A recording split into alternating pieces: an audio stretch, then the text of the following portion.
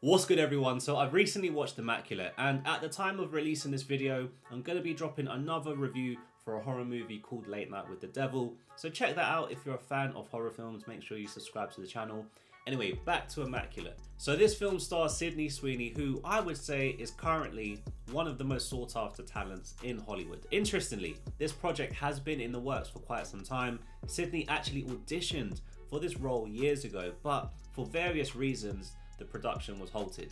Fast forward to today, and she's not only starring in it, but she's also co-producing it. So with that background and that information, should you add Immaculate to your must-watch list?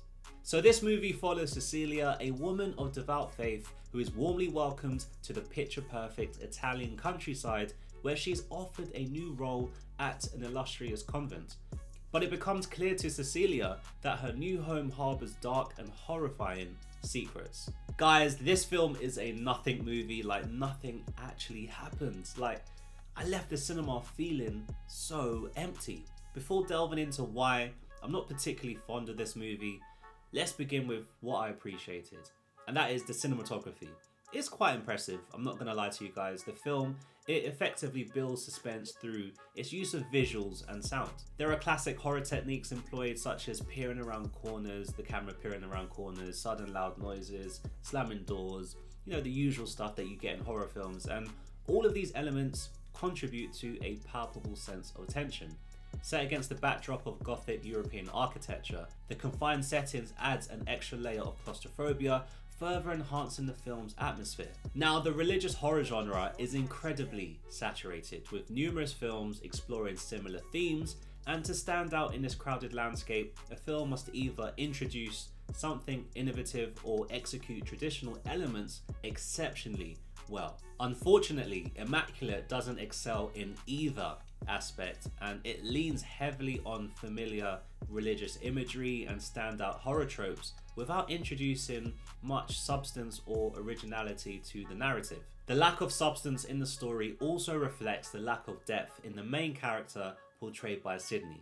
Her journey to Italy to care for aging nuns following a near-death experience where she believes she's been saved by a higher power for a purpose, that remains largely undeveloped throughout the film and relegated to the background. Certain events occur to Sydney's character, yet beyond the soundtrack and the visual cues, they fail to evoke any meaningful emotional response. Moreover, the main narrative, it feels disjointed with little progression, and despite the film's 90-minute runtime, the pacing of this movie, it makes it feel way longer than it actually is. It actually felt like a 2-hour film. Even the moments of gore in the film are underwhelming. While horror doesn't need to solely rely on jump scares and excessive gore to be effective, these instances in this film felt predictable and lacking impact in my opinion.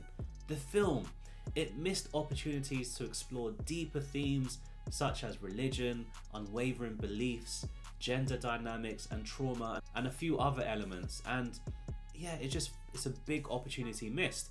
By delving further into these elements, the movie, it could have crafted a more meaningful narrative and developed its characters more profoundly.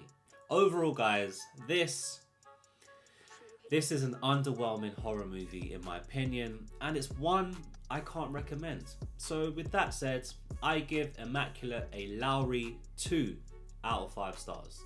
Thank you very much for watching this review. If you watch this movie, let me know in the comments down below your thoughts on it. Don't forget to subscribe to my channel for more movie, TV news and reviews. I also have my new live stream show every Friday evening called the EverythingLowery Show, where I go through all the entertainment news of the week.